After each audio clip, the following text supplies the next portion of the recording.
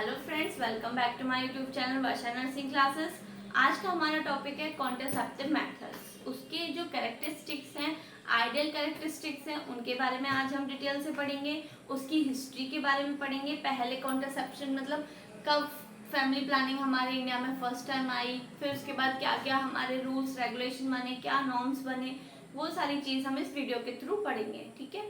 इससे पिछली वीडियो में हमने क्या पढ़ा था, क्लासिफिकेशन पढ़े थे कॉन्ट्रासेप्टिव मेथड्स के। हमने क्या पढ़े थे, क्लासिफिकेशन के बारे में पढ़ा था कि हमारे दो टाइप्स के होते हैं, एक टेम्परेरी और एक परमानेंट। टेम्परेरी में अलग टाइप्स थे, परमानेंट में हमारी दो टाइप्स थे, वैसेक्टोमी और ट्यूबेक्टोमी। मेल के लिए अलग होती है, फीमेल के लिए अलग होती है। ऐसे ही हमने क्या पढ़ा था, टेम्परेरी या स्पेसिंग मेथड में भी बहुत सारे मेथड्स पढ़े थे, barrier methods, hormonal methods, IUDs, natural methods. ठीक है। अब हमारे पास क्या था, इतने सारे कॉन्ट्रासेप्टिव मेथड्स हैं, लेकिन जो एडल्ट है, जो इंसान है, वो कैसे पता करे कि हमें उसे मतलब उसको कौन सा कॉन्ट्रासेप्टिव मेथड यूज करना चाहिए, कौन सा उसके लिए अच्छा है। तो वो किस किस चीजों पे लेके उनको अच्छा मानेगा। एक तो उसको सस्ते में मिलना चाहिए, ठीक है, ज्यादा महंगा नहीं होना चाहिए। क्यों? अगर महंगा होगा, एक्सपेंसिव होगा, तो ऐसा तो नहीं है वो सेक्सुअल इंटरकोर्स करने से पहले 500 रुपये खर्च करेगा, ऐसा तो नहीं करेगा। अगर वो सस्ता होगा तो ही वो यूज करेगा। ठीक है। दूसरा, इजी अवेलेबिलिटी हो, मतलब हमारे आसपास के एरिया में मिल जाए। ये नहीं कि उसको लेने के लिए वो 50 किलोमीटर दूर जा रहा है, तो वो उसको लाएगा ही नहीं, बार बार लाने में मतलब मना कर देगा या फिर नहीं लाएगा। ठीक है, संकोच करेगा। अगर पास में होगा तो वो तुरंत ले आएगा, उसको कोई दिक्कत नहीं होगी। ठीक है। दूसरा, उससे साइड इफेक्ट कम होने चाहिए। जो फीमेल है या मेल है यूज कर रहा है कोई भी कॉन्ट्रासेप्टिव मेथड्स, अगर उसको ज़्यादा साइड इफेक्ट्स होंगे, ब्लीडिंग हो रही है या उसके बॉडी में कोई चेंजेस आ रहे हैं, हार्मोनल चेंजेस आ रहे हैं, तो वो क्यों यूज करेगी। ठीक है। तो आइडियल कॉन्ट्रासेप्टिव मेथड्स की जो कैरेक्टरिस्टिक्स हैं वो क्या क्या होनी चाहिए, तो वही हम पढ़ेंगे आज। सबसे पहला क्या है, चीप, सस्ता होना चाहिए तभी इंसान यूज करेगा, या फिर फ्री होना चाहिए। फ्री जो गवर्नमेंट के थ्रू मिल रहा है हमें, माला एन, माला डी, निरोध, ये सारी चीज, कॉन्डम वगैरह सारी हमें गवर्नमेंट की तरफ से फ्री मिलती है। या फिर लेस एक्सपेंसिव हो, मतलब सस्ता हो। ठीक है। नेक्स्ट है इजी अवेलेबिलिटी, हमारे आसपास के एरिया में ही मिल जाए, ये नहीं उसके लिए हमें दूर जाना पड़े। दूर जाना पड़ेगा तो हमें हर बार सोचना पड़ेगा लाने से पहले। अगर पास में होगा तो तुरंत ले आएंगे। तो ये भी हमारे पास होना चाहिए कि हमारा क्या है, वो पास में ही होना चाहिए। अवेलेबिलिटी क्या हो, आसपास के एरिया में हो, ज़्यादा दूर न जाना पड़े। नेक्स्ट, नो साइड इफेक्ट और लेस साइड इफेक्ट, वही अभी जो बताया। अगर कोई चीज़ हम ले रहे हैं, अगर उससे हमें ज़्यादा साइड इफेक्ट हो रहे हैं, तो वो इंसान क्या करेगा, नहीं लेना प्रेफर करेगा। ठीक है। या फिर अगर साइड इफेक्ट हो भी रहे हैं तो बहुत ना के बराबर हो। ये नहीं कि मतलब ऐसा नहीं है कि हम कोई भी चीज़ खा रहे हैं उसके साइड इफेक्ट तो होते ही होते हैं, लेकिन बहुत कम हो, उस चीज़ को ज़्यादा प्रेफर करेंगे। नेक्स्ट, नॉट रिक्वायर्ड नर्सिंग और मेडिकल सुपरविजन एवरी टाइम, कोई भी कॉन्ट्रासेप्टिव मेथड्स हम ऐसा यूज नहीं कर सकते जिसके लिए हमें डिस्टर्ब होगी, क्योंकि हर एक सेक्सुअल इंटरकोर्स करने से पहले हमें उसे बताना पड़ेगा कि ठीक है, उसके पास जाना पड़ेगा।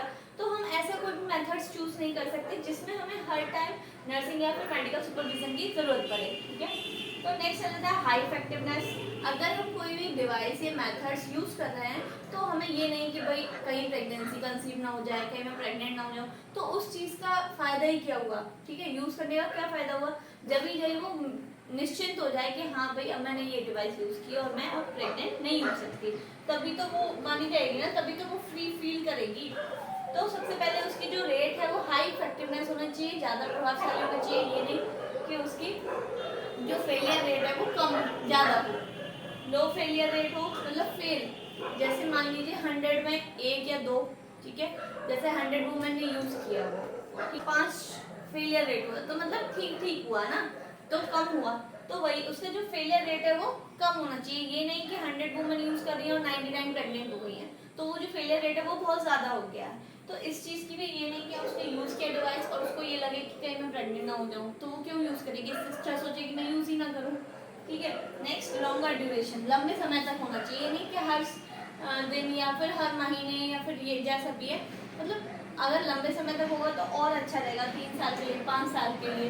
ठीक है। उसको डिस्टर्बेंस ना हो बार बार जाने के, डॉक्टर के पास आने में, या फिर कोई और भी दिक्कत होती है हर प्रॉब्लम में, तो वो क्या कौन सा प्रेफर करेगी, लॉन्गर ड्यूरेशन, जिसका जो लंबाई मतलब जो ड्यूरेशन है वो ज़्यादा हो, ज़्यादा टाइम के लिए हो, 3 साल के लिए हो, 10 साल के लिए हो, 7 साल के लिए हो। ठीक है। नेक्स्ट, रिवर्सिबल, ये सबसे इम्पोर्टेंट जो कैरेक्टरिस्टिक्स है रिवर्सिबल होना चाहिए। रिवर्सिबल कैसे, मतलब अगर उसने एक बार यूज किया कोई भी कॉन्ट्रासेप्टिव मेथड्स, मान लो उसने यूज कर लिया और उसके बाद वो प्रेग्नेंट ही नहीं हुई, है ना, इरिवर्सिबल नहीं होना चाहिए, रिवर्सिबल। कभी भी अगर उसने यूज किया कोई भी टेम्पररी मेथड या स्पेसिंग मेथड, ठीक है, और उसके बाद वो 3 साल बाद चाहती है कि मैं प्रेग्नेंट होना चाहती हूँ, तो वो आसानी से हो जाए, रिवर्सिबल हो, ये नहीं कि इरिवर्सिबल हो जाए। तो ये जो हमारी सारी कैरेक्टरिस्टिक्स हैं ये हमारे कॉन्ट्रासेप्टिव मेथड्स में होनी चाहिए, तभी वो जो लेडीज है या मेल है फीमेल है वो प्रेफर करेगी उस कॉन्ट्रासेप्टिव मेथड को यूज करने के लिए। ठीक है, ये तो हमने पढ़ लिया। अब आ जाते हैं नेक्स्ट इसकी हिस्ट्री।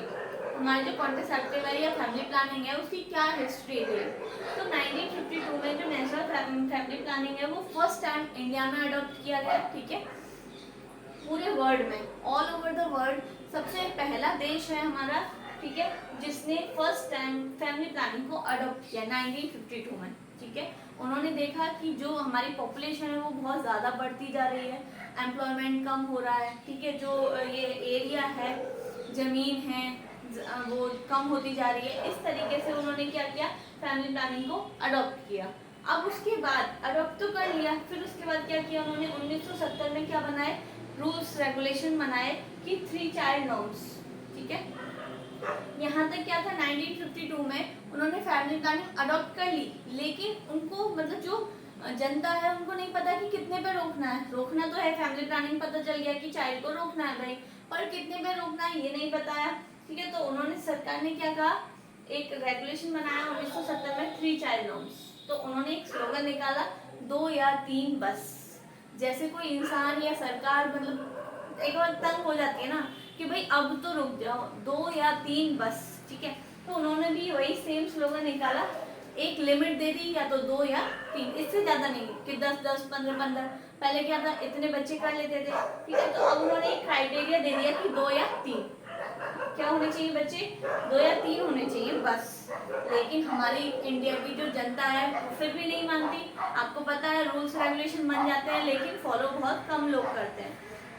तो उसके बाद सरकार ने फिर 1980 में क्या निकाला, 2 चाइल्ड नॉर्म्स, 2 बच्चों का। ठीक है, उसमें क्या रखा उन्होंने, एक टारगेट सेट कर दिया कि ये चीज होनी चाहिए। क्या होना चाहिए कि जो बच्चे हैं, 2 बच्चों के बीच में 3 साल का गैप होना चाहिए। ये नहीं कि 1 साल के बाद दूसरा बच्चा, दूसरे साल के बाद तीसरा बच्चा, हर साल बच्चा हो रहा है, नहीं। 2 बच्चों के बाद क्या होना चाहिए, 3 साल का गैप होना चाहिए।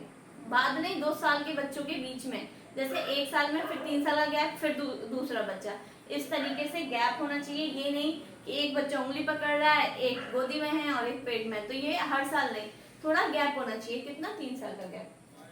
नेक्स्ट आ जाते हैं, son daughter too will do same.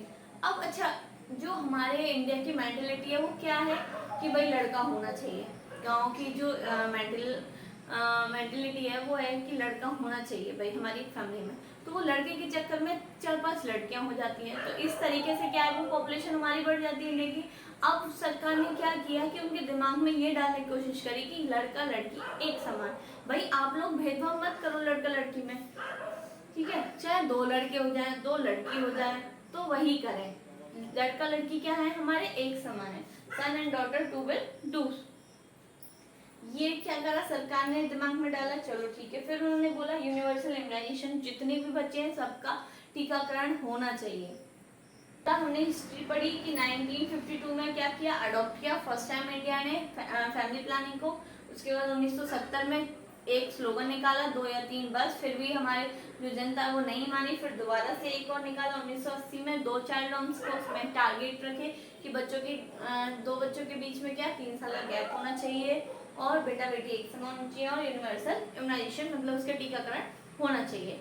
एक चीज और इसमें क्या होता है, सिंबल। फैमिली प्लानिंग का जो सिंबल है वो क्या है, अगर हम किसी को डिनोट करते हैं, आपने देखा है जो एड्स है, HIV एड्स है, ठीक है, उसको हम किस तरीके से डिनोट करते हैं, ये इन्वर्टेड रेड फ्लैग, इस तरीके से डिनोट करते हैं। तो जो फैमिली प्लानिंग का सिंबल है उसको भी हम क्या करते हैं, इन्वर्टेड ट्रायंगल में, ठीक है, इन्वर्टेड रेड ट्रायंगल। ये इन्वर्टेड मतलब उल्टा, रेड ट्रायंगल लिख देती हूँ मैं, इन्वर्टेड रेड ट्रायंगल। आपके जो कंपटीशन में आते हैं वो यही क्वेश्चन बन के आएगा कि फैमिली प्लानिंग का सिंबल क्या है इन्वर्टेड रेड ट्रायंगल। ठीक है, हिस्ट्री हमने पढ़ ली, आइडियल कॉन्ट्रासेप्टिव जो कैरेक्टरिस्टिक्स है वो क्या है वो हमने पढ़ लिया।